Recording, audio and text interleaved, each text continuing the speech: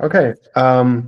Welcome everyone to the proposal update call from the ZKsync Governance. I'm your host, Rafa, from the ZKsync Association governance team. So really grateful to have everyone here. Where we have two main rough topics for today. One is just regular updates.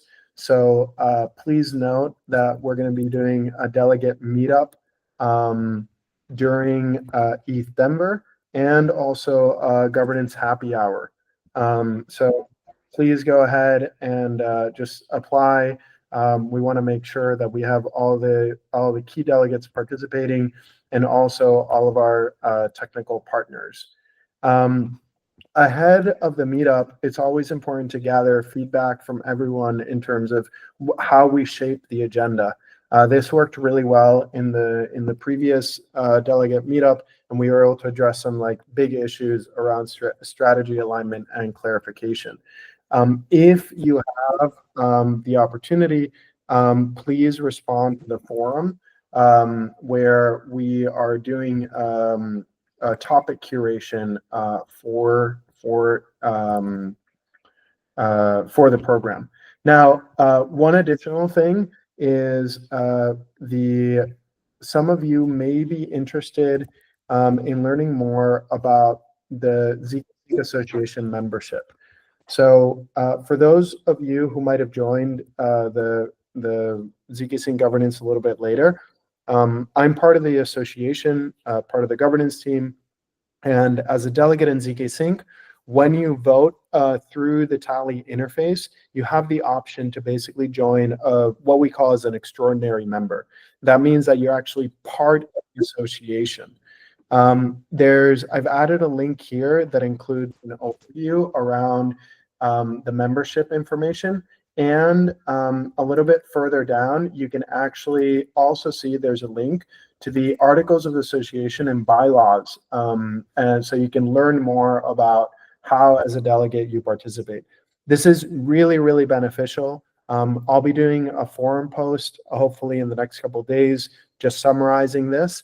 And I'll also be reaching out to a couple different delegates individually. Now, on Tally, when you vote or when you submit a proposal, you have the option to basically not be part of the association. Being part of the association is great because it gives you the opportunity and the potential to basically not get involved in an UkiDAO situation because you're actually part of an association and acting on behalf of the association.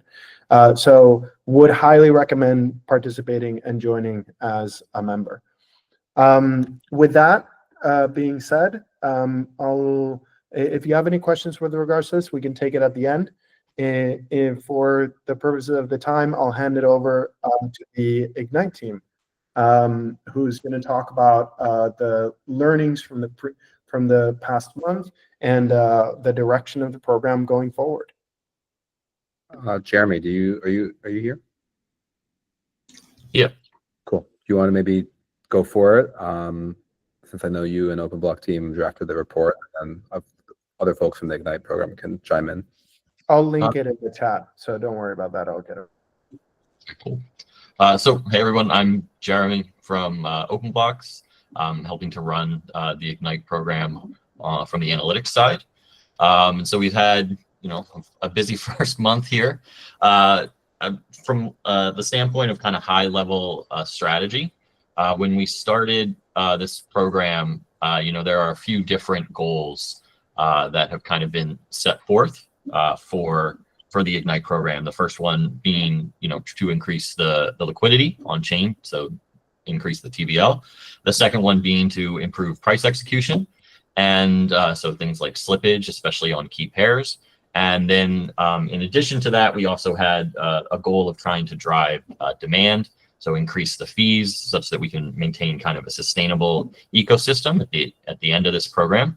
And then outside of those kind of primary goals, we had some other kind of secondary goals that weren't specifically called out in the TPP, but things like converting bridged USDC that was on chain more into native USDC, and trying to move things eventually through the Ignite program into concentrated liquidity pools, since those are more efficient from a pricing standpoint, and so forth. So trying to balance all of these goals at the beginning of this program, starting in the first month here. Basically, we had to figure out what is our kind of objective initially. And so we made a decision that we were going to primarily focus on TVL growth in these early periods. And we wanted to make sure that we stimulated that demand initially. While that's, more of a vanity metric in a lot of cases, it is the thing that a lot of people tend to use as a measuring stick for how well a program is going. And so especially in those early periods there, as long as if you can drive that TVL, you can help stem some of the second guessing of maybe some of the program and so forth, especially as the ecosystem, especially as the rest of the market kind of does what it's going to do. And so that was really kind of our primary goal. And I think we really kind of knocked that one out of the park, especially that first period. We were able to increase TVL by over 100 million, basically doubling it with our initial strategy. We can see here on the chart that TVL was largely flat right until the beginning of the Ignite program. And then it had, relatively steady growth up until about the end of the month last month. And unfortunately, macro conditions and the market kind of fell off underneath us at that point. And so TVL growth stagnated a little bit from there, but we haven't seen any kind of we saw a little bit of a drop initially as kind of that volatility ramped up, but then we've kind of recovered back and we're still sitting kind of at that 250 million point. So about 150 million in growth over that first period. We've allocated about $4 million worth of ZK, 27 million of ZK token. We intentionally took a strategy here to progress slowly. You can see we've used up only a little over 9% of the budget, whereas we've gone through 15% of the program. And this was an intentional choice that we made such that we would have more funds when we had higher TVL, because obviously you want to be able to pay maintain rates that you're paying when the TVL is much larger. And in addition, we wanted to collect data early on and be able to adjust in case of market volatility or any of those things, and have additional funds to be able to ramp up and not kind of be caught flat-footed. And so while we've been able to drive TVL very successfully, we've also been able to maintain kind of a conservative budget spending plan, which has been helpful kind of in these most recent periods when ZK prices dropped a bit, such that we're able to now ramp up a little bit without worrying about blowing through any kind of budget projections we had for the first period. So a lot of the first month has been focused on TVL growth, and as a result, we've seen especially a focus on lending protocols. We can see here that the lending protocols tend to have the best kind of efficiency when it comes to TVL growth. So as far as TVL per dollar, Aave, Zero Lend, Venus, and Reactor Fusion are all kind of at the top of this list. Due to the fact that they're lending protocols, you usually have to pay a little bit lower rates in lending due to the single side liquidity that people are locking up, and people feel a little bit safer in lending protocols. So that has been a very efficient route that we've been able to utilize. We were able to kind of initially spend a decent amount on lending relative to DEXs, but then kind of keep that fixed while we were able to ramp up the DEX spending in the second and third periods due to that successful growth of TVL. Being able to kind of change course very quickly in that second and third period to start to focus a little bit more on secondary goals, such as moving liquidity into V3 pools and trying to work a little bit on slippage and other market efficiency. And so after that successful first period, in the second period, we kind of moved over to that, and we've seen success, especially in stable coins when it comes to slippage rates. We're in the target in the TPP for slippage for the stable pools was right around 5 basis points. And if you go to Odos, which is what we kind of use as a measuring stick for this, and throw into their simple swap, which has fees built into it on top of it, you get 5.4 basis points lost on the USDC swap, and USDC to USDT, you lose about 6.5 basis points. So we're closing in on kind of those initial TPP targets there for the stable coins. And so we've been able to kind of make that now a more primary focus. And now as things are continuing to progress and based off of the current state of where the market is, our next kind of goals going forward are going to be to focus much more heavily on the volatile pairs, which still have significant slippage in them. And so those are going to kind of be the early focus coming forward here of the next periods. What's the duration of the periods to convert incentives into daily incentives? Periods are 2 weeks, 14 days. So you can divide by 14. Okay, so I'll go through a couple other highlights that we've kind of seen in the first month here outside of TBL growth and the slippage here. As far as bridging goes, during that first week of Ignite, helped by the partnership with Jumper, we saw over $55 million in inflows come in that first week. By the end of the first period, people had started to withdraw a little bit, and at this point we have net since the beginning of the program 22 million of inflows into ZKsync Air. There's a bridging dashboard that we've created on. I think this one's actually not linked. There's a bridging dashboard here that I've linked in the report. If you're interested in taking a look, this has some detailed information on what chains inflows and outflows are going to, what assets are coming in, across which bridges are they coming, and what is kind of the trend look like over time. And we have a specific tab here, call out for Jumper, since Jumper is an aggregator and they're a partner. They work with all the bridges, and so this specifically looks at kind of the funds that Jumper has driven through their aggregator there. Okay. ZK performance.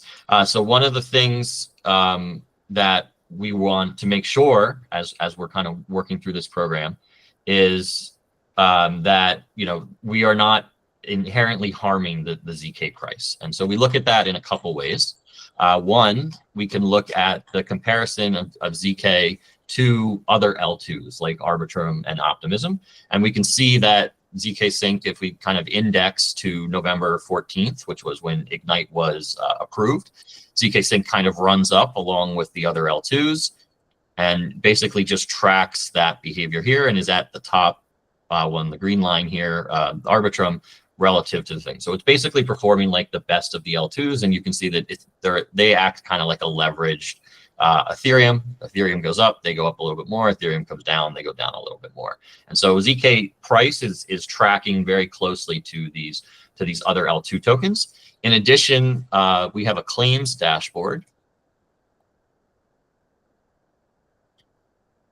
which tracks activity from the Merkle contract. So far, there's been 21.3 million ZK that have been earned and deposited into the Merkle contract available for claiming. 13.8 million of those have been claimed. And of those 13.8 million, 40% of those we believe have been sold. We basically track the activity of the wallet after they claim, and we can determine whether they send it to a centralized exchange, whether they sell it in a DEX, and so forth. We make the assumption that any transfer to a centralized exchange is most likely sold. There's obviously a little bit of bias in that assumption, but summing up basically all of the ZK that's been sent directly to a centralized exchange or sold on the DEX, you get about 39% or 5.4 million ZK. So 5.4 million ZK, one other way to look at kind of the impact on the price, 5.4 million ZK at current rates is, right around 500,000. ZK was maybe up at around 20 cents when the first claim came in. So, somewhere between 500,000 and $1 million worth of potential sell pressure. And if you look at kind of the volume that occurs on a daily basis, Binance has like 7 million of volume. The DEXs have on ZK have somewhere around like 2 million of volume. So we're talking about a small percentage of the daily amount, less than 1%, less than probably 0.5%, kind of normalized over that 30 days. of actual selling pressure that is occurring relative to the actual volume there. So between the performance that ZK is having relative to other L2s, as well as the limited amount of claims and tokens being sold relative to those that have been distributed, we don't believe that there is any impact in the price. We don't see any suggestion that Ignite is impacting the price in any way. Manuel says, what is the current status of RFX data? Yes, so we are working with all of the protocols to ingest data. RFX, in order to ingest RFX data, they need to upgrade their Sentio processor from version 0.2 to 0.4, and they have told us now for a month that they do not have anybody who can do that. So we have no way to ingest RFX data until they're able to upgrade their Sentio processor. We have been asking them to do that, but unfortunately have been getting rebuffed and told that they have other priorities. So we manually basically scrape data for what we need for our purposes. But we are continuing to follow up to try to get their data into our pipeline so that it can be included in dashboards and other analysis. As far as the other protocols that we have some lost data on, we are investigating those at the moment. We have some missing prices as well on our dashboard at the moment. If we go to the ecosystem dashboard, we have the data last updated to give you guys an idea. Reactor Fusion had migrated their integration with us from Sentio to Dune, and we are still trying to work out why that hasn't been ingested. I've been working with the data engineering team, followed up again. That should hopefully be resolved very soon. Hold Station Invest, so the other protocols, they're right now the engineering side is trying to investigate why that data is delayed. We also have lost prices for Aave and ZeroLen for their initial TVL benchmark that we use, and so we're investigating that as well. Basically, it's a constant maintenance. Sorry, Rika, which link you want? Okay, perfect. Basically, it's a constant maintenance game. You know, we ingest data. Sometimes something breaks. We get notified. We see it on the dashboard. We work to fix it. Sometimes it's slower than others. If you do see something, feel free to reach out, and we can add that to the queue of things that we're trying to resolve. Okay, a couple other things to highlight here that, as I mentioned at the beginning here, kind of one of the secondary goals that we've had is to try to drive native USDC activity on chain relative to bridged. When we began the program, there was about 4.5 times as much bridged USDC as there was native. There was only about 10 million native.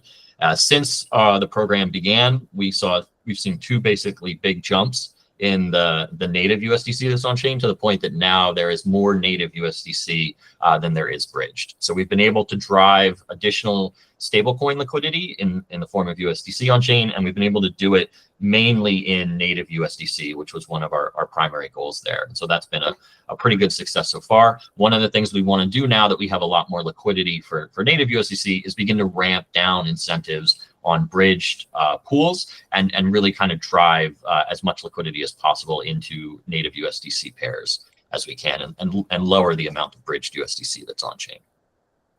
And in addition, we're looking at potentially adding some incentives, some additional incentives for Tether to build a base of Tether as well on chain right now.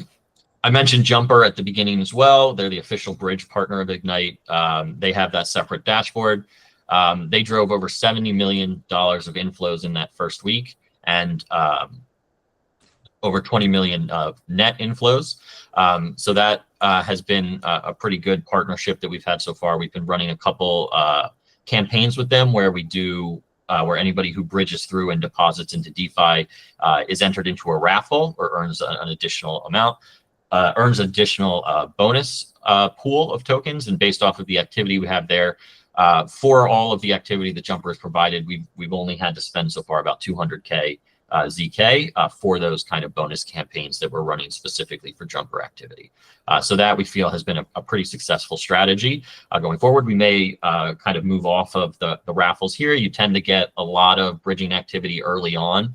And then, that tends to taper off. But if we have some periods where we really drive some some higher yields, depending on kind of what our goals are for that period, then we may see some bridging activity. It may be time to put another incentive there.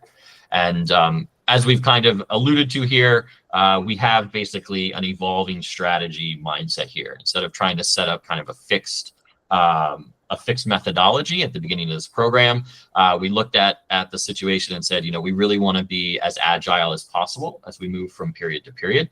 And so we kind of set some high level tenant ideas basically for each period, and we try to implement those based off of the data we're seeing and based off of the conversations that we have with the broader community. We're talking to protocols, we're talking to Karthik and to the DSC and to other stakeholders to get a feel for how people are viewing the program, for kind of what objectives they have, and then how can we kind of look at the data and begin to drive a strategy from that. As we move further into the program, we expect to kind of stabilize much more on kind of a consistent strategy. But in these early periods, especially, we want to be as flexible as possible. And we've been able to kind of quickly pivot depending on, the positive things that we've seen or to address potential issues that have come up. Yes, go ahead, Rob. Hey guys, so a question for you guys. I know that the Ignite program was passed in October. So just to give it, I know that we've talked a lot about the details of the first month, but maybe if you guys could provide a little bit of a summary in terms of what the overarching goals for kind of like season 1 looks like total TVL or DeFi TVL that you guys are like focusing on, breakdown across the 3 assets. Just give a little bit of context in terms of what the next 2 months, like where's the orientation? Yeah, sure. So yeah, from a TVL standpoint, I think it's called out specifically in the TPP that we were looking at somewhere around 200 to 400 million as kind of the overall goal for the program.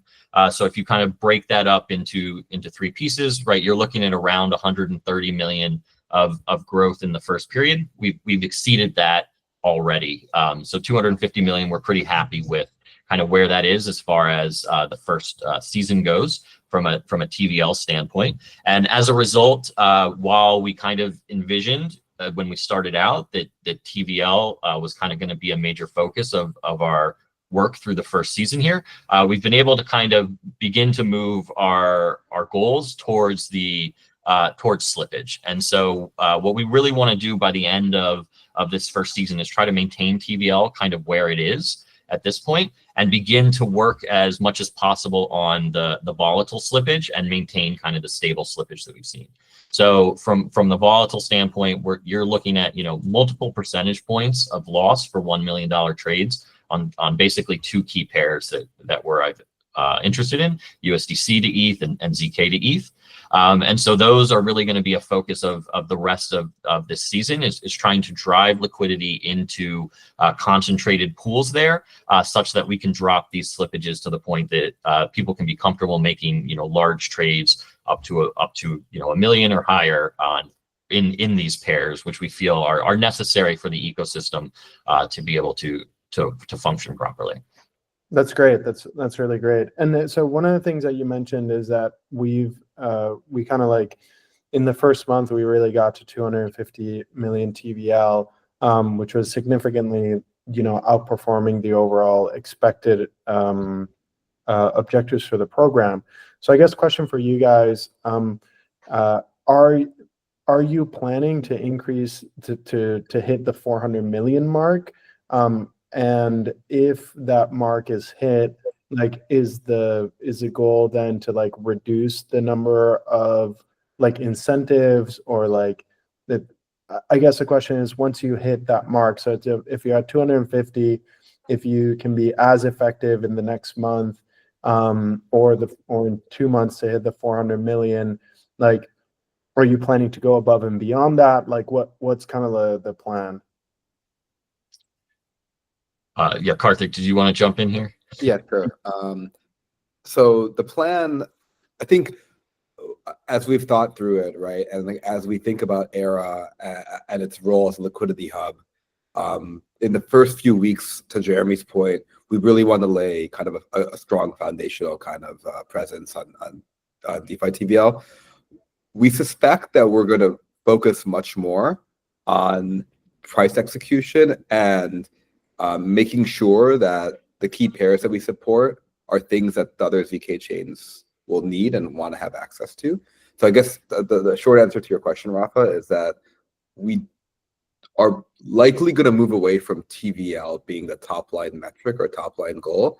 And we're going to be much more focused on this and probably a bit more conservative on spend as a result. And so we want to kind of be very measured in how we do this, especially as like the ecosystem is evolving as we're kind of building the ship as we're on sale. Like, you know, ZK chains are launching, Interop is going to be launching, I believe in Q2 this year. So there's a few moving pieces here. So we want to be pretty conservative on spend, focus on what we know we need to do. Blowing out TVL to 500 million or 750 million probably isn't something we want to prioritize in this program, just because we don't think it makes as much sense to do like in the spirit of the liquidity hub promise.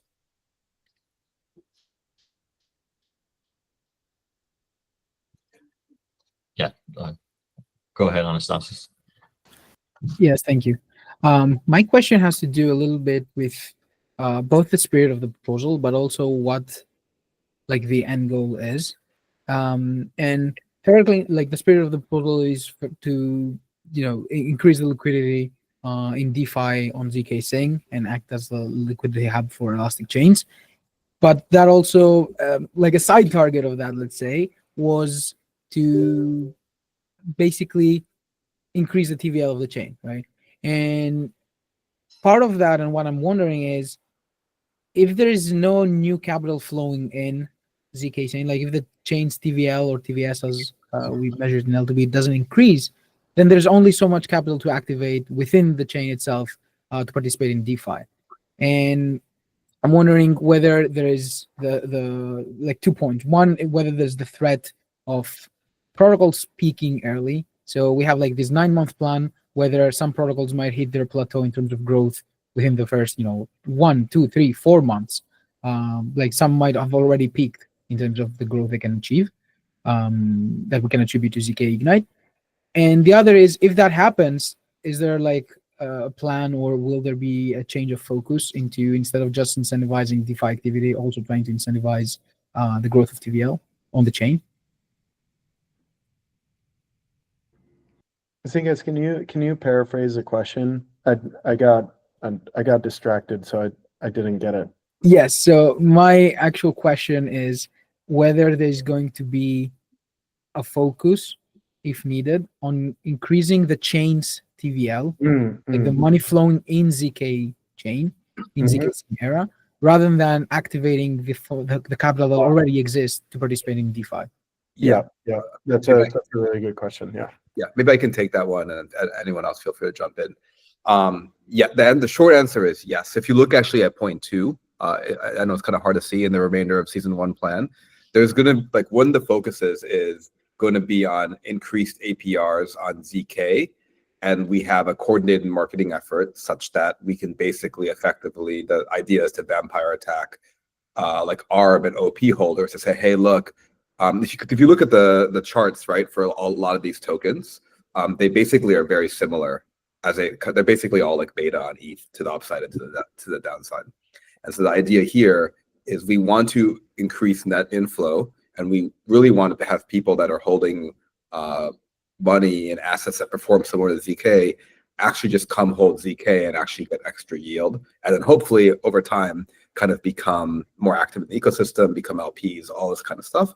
And so this is going to be an active thing that we're actually going to begin doing starting next period, so starting on Monday. So the team is working on finalizing a plan along with the marketing agency to kind of go do that. So 100% on that. Hopefully that answered your question. Yeah, it did. Because, like, for example, the way we've been tracking data for ZK at L2Beat, we haven't really seen any, noticeable increase in TVS. And I get that it wasn't the program's intention and that the focus wasn't in DeFi, but there's only so much money to flow in DeFi in ZKsync already. So unless we start, bringing some capital over to ZKsync, then we won't have more to incentivize like DeFi activity and DeFi participation. And Cinca, something that comes to mind while you're mentioning this is also kind of like the broader strategy for like the Elastic network as a whole.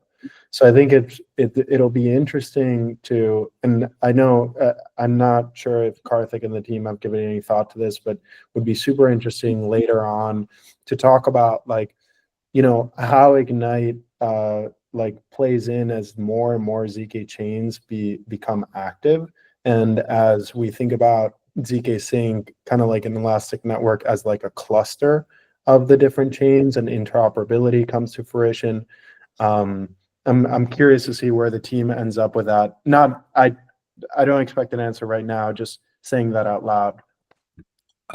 Yeah, I think, and this is kind of, because this goes back to your point, like as we've evolved both in our learnings of the program and also like our kind of product vision for Elastic Network, like the TPS for use of these DeFi protocols is going to come from other ZK chains, not from Era, right?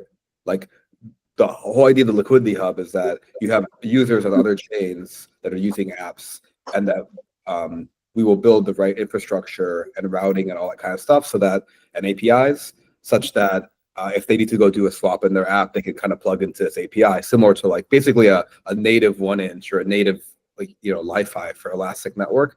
They can plug in and use this liquidity to do whatever they need to do, right? And so like I think like that's why we've taken this focus of like, okay, we got TVL to a good spot. We will continue to improve it. I don't think we're saying we're gonna flatline it. It's just gonna be 250 for the remainder of the program. It should continue to increase even in season 1. We just really, really want to focus on the things that we know ZK chains and other like what we need for growth of the ecosystem, and to us that's like price execution, and then also kind of having a broader holder base that of new holders, new users come into Elastic Network from other chains. Okay, got it. Christoph? Hey, just talking from a Aave point of view, I think you can't so easily separate the liquidity and the TVL thing, because, for example, to onboard a new asset, you need to have certain DEX liquidity to increase the caps and so on to allow liquidations to occur. So yeah, it's not so easily separated, and there's sometimes, I mean, to get the most out of the program, to get the best value for your money for the tokens being spent, I think going to the protocols and asking them, what should we do essentially, and I know you've kind of done that with us, but we'd be keen. We think you can see much greater TVL growth with a few changes. Yeah, so I can actually address that and circle back to something you mentioned, Anastasis. Basically, when we talk about shifting focus here to kind of DEX pairs and slippage and so forth, it's basically a different strategy of growth than focusing on TVL. There are certain things that, if our goal is to kind of grow TVL, as Christoph is kind of getting at, right? There are certain strategies you might implement, things like LSTs and LRTs. Become a lot more useful, because those are things that you can kind of bring over cheaply and begin to try to get some borrowing activity and so forth, and you can kind of bootstrap in that way. Whereas if the main focus is trying to really drive concentrated liquidity in specific pairs, the TVL that you're trying to grow is more specific to those particular assets and in specifically DEXs and so forth. And so it's not that we don't want to continue to grow TVL, but by kind of saying, we're happy with the initial TVL growth we want to kind of have that come along for the ride now, with our focus being more on these kind of key pairs and getting this slippage down. And so it just kind of adjusts kind of the strategy that you're doing. And yeah, as you're saying, Christoph, we've discussed before about assets like SUSD and those kinds of things. We are aware of kind of the quick TVL growth that you can get by utilizing them, and the benefit to the ecosystem. And we're trying to kind of balance all of that with, as Karthik mentioned, potentially due to the changes in kind of where things are with Era, maybe we need to be a little bit conservative for a little while longer here until we kind of see how those things play out, and then have this budget that we've kind of saved up a little bit to be able to really kind of execute it at that point once we know when the pieces for interoperability and these other kinds of things are coming in, and as we see kind of what that demand is. Yeah, no, I see what you're saying. I'm kind of, I think you'll get a lot of the TVL growth for free though. So for example, for wrapped Bitcoin, we wanted to onboard it and there wasn't enough DEX liquidity. So there's going to be cases like that where if you incentivize DEX liquidity, deepen the liquidity, you're going to get the lending markets onboarding them and getting that TVL growth without having to explicitly incentivize it, you know. Yeah. But yeah, and that is part of the reason we added those wrapped Bitcoin ETH pairs last period. But Christoph, yeah, let's definitely appreciate the feedback. I think let's definitely huddle quickly, maybe later today or tomorrow morning before we finalize the allocations for next period. I think in this report that Jeremy and the team put together, I think we were just trying to highlight that we're going to make a shift in focus, but it doesn't mean that we're like abandoning TVL. Or I think, to your point, there's, I think, very strategic ways we can kind of grow it without spending a ton of money.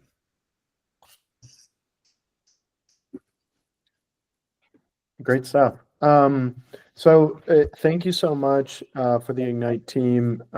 If you guys have additional questions, please feel free to raise your hand like this. We'll see. And let us know now. I think the other question that I have for you guys, Jeremy, Karthik, is there, I know you guys have been going at this. You guys were the first proposal as part of kind of like the token programs. As we think about the future of kind of like token programs at ZKsync, I was wondering if you could share some of the insights operationally and like what you guys are seeing in general in terms of execution that you might be able to share with the delegates. Sure, maybe I can take that one. I would say a couple of learnings. One, to what Jeremy said, designing the program or whatever program comes in future TPPs with this kind of very iterative spirit in mind is super important. It's kind of very difficult, especially if you're planning a 6 or 9 month or longer program, to know how the world's going to change around you. And especially in crypto, like the world can change in 2 weeks very rapidly. So I think you want to make sure you can be super nimble. So that's kind of learning number one. I would say learning number two is like, and this is something I know the team and myself is working with folks like Dr. Nick and others on, like the multi-sig operations are incredibly complex. And there's a lot of overhead in understanding which multi-sig to be signing from. There's like, it's kind of multi-sigs and multi-sigs. Even corralling the signers, like right now we have a multi-sig where we need to get 6 out of 8 signers. Like we don't have an automated way to do this. It's kind of a Telegram chat where we're like saying, hey, we still need 2 signers, like who's available? Like I think that is definitely a human coordination problem that we need to be much more efficient at. So I think those are probably the 2 big learnings, at least from a governance execution perspective that come to mind for me. If someone had a magic wand and removed all the multi-sig coordination headache, what would be the next thing the next thing that maybe comes to mind from like a design perspective, besides the iteration and being able to be like nimble? Anything else that comes to mind? Nothing that comes to my mind. I don't know. Like I know Steven's on the call. I don't know if you have anything or Jeremy. Yeah, so hi everyone, I'm Steve. I do BD at Matter Labs and I've been helping along with the Ignite program and stuff. I would say that if we can automate some more functions, that would be ideal.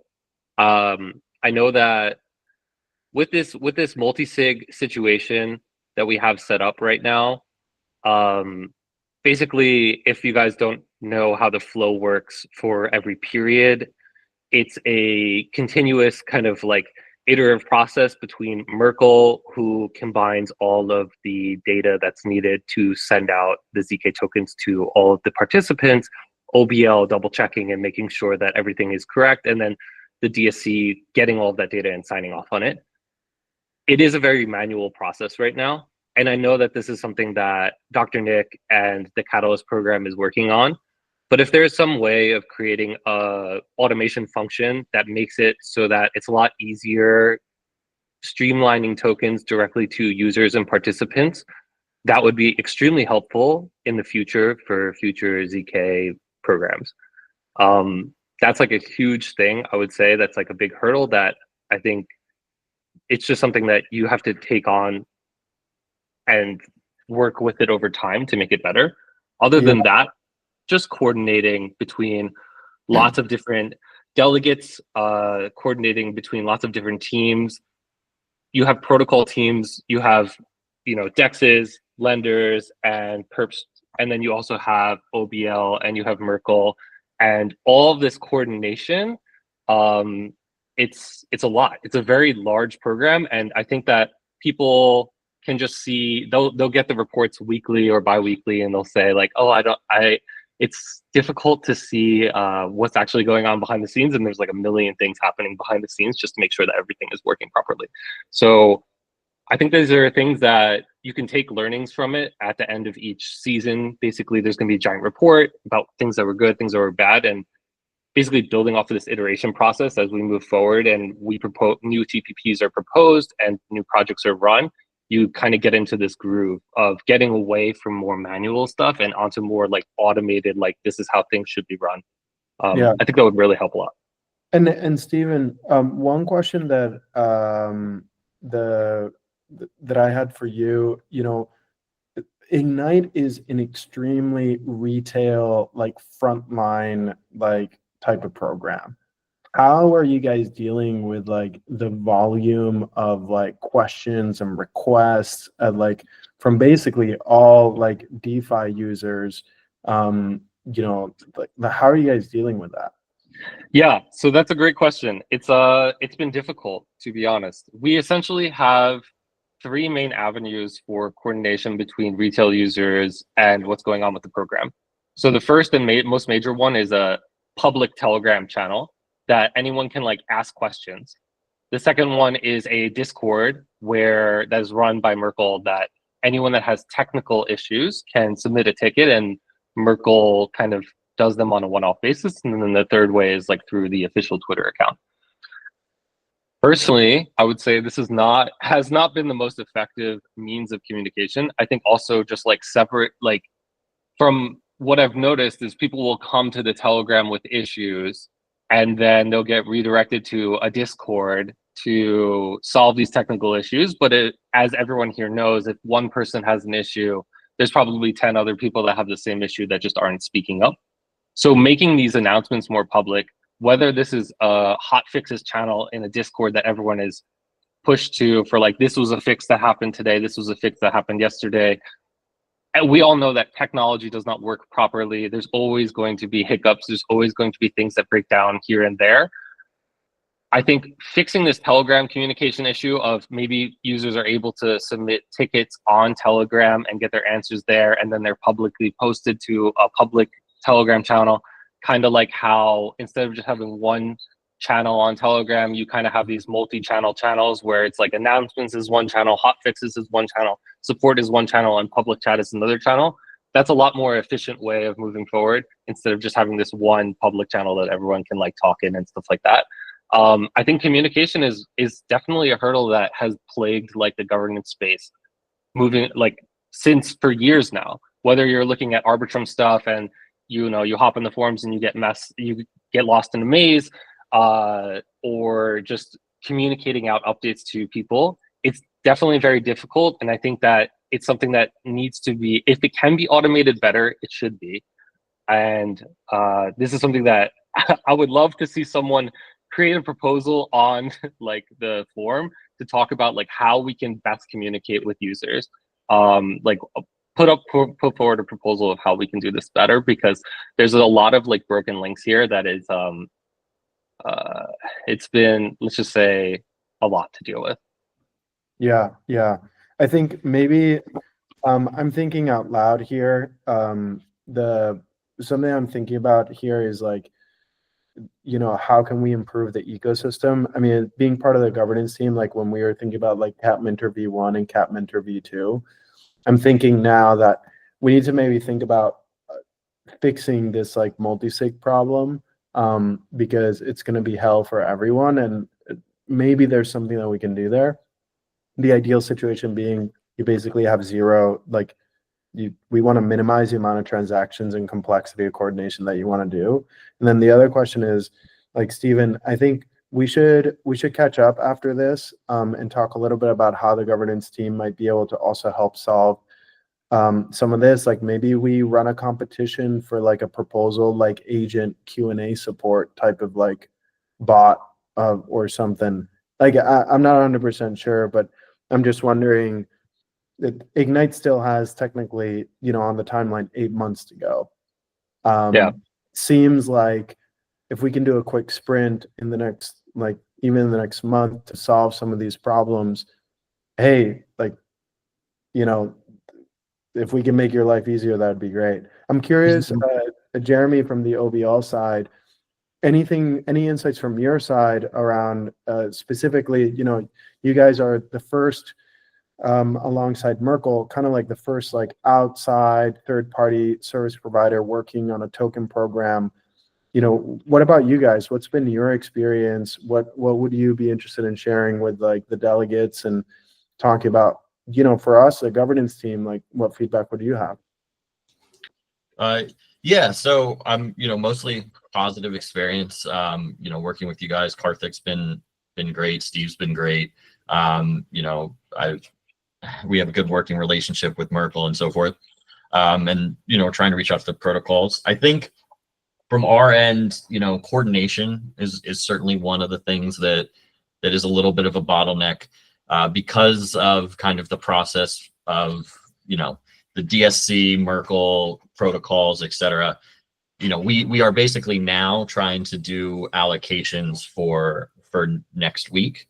And, we always try to get those out at the beginning of the week, but they tend to get kind of, other things come up and they tend to get pushed a little bit.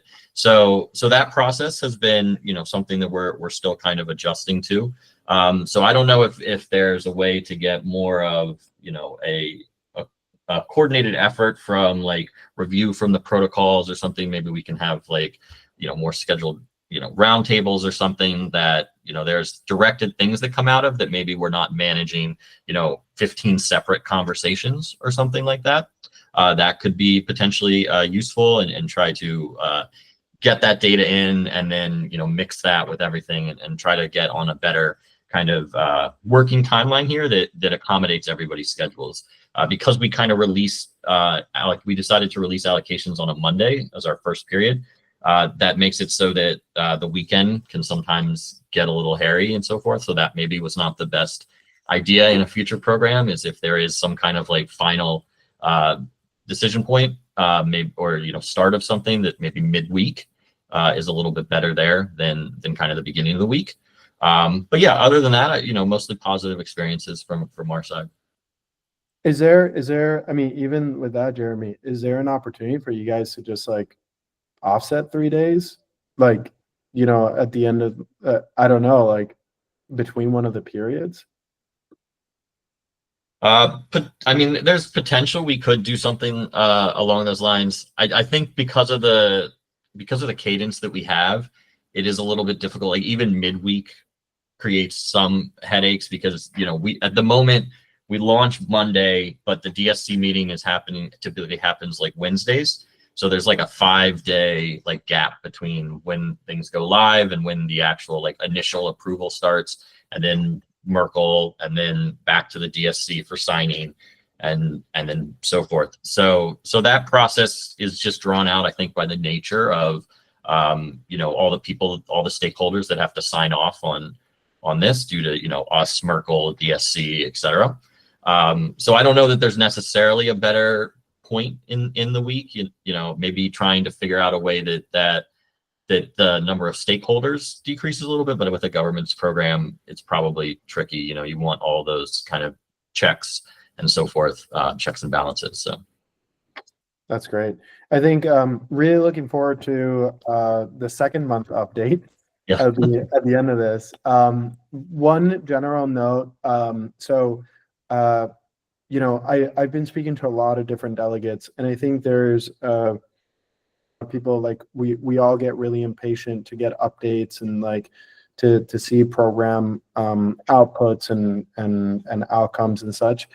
I think that just thank you everyone for the patience. I know the Ignite team has been grinding hard.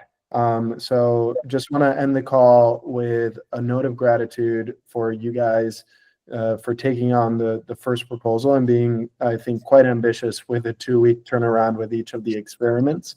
We appreciate the work. Thank you for that. I know it's not hard.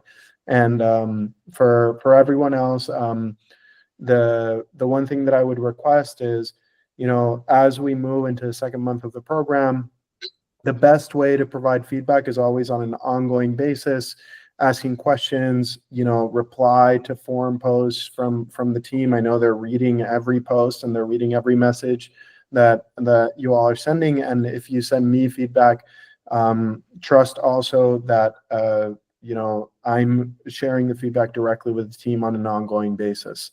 So really looking forward to the second month, really looking forward to Dr. Nick's review and recommendations on automation.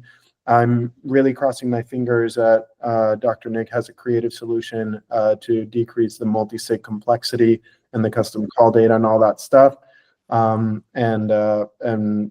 let's continue building and getting those token mechanics in place.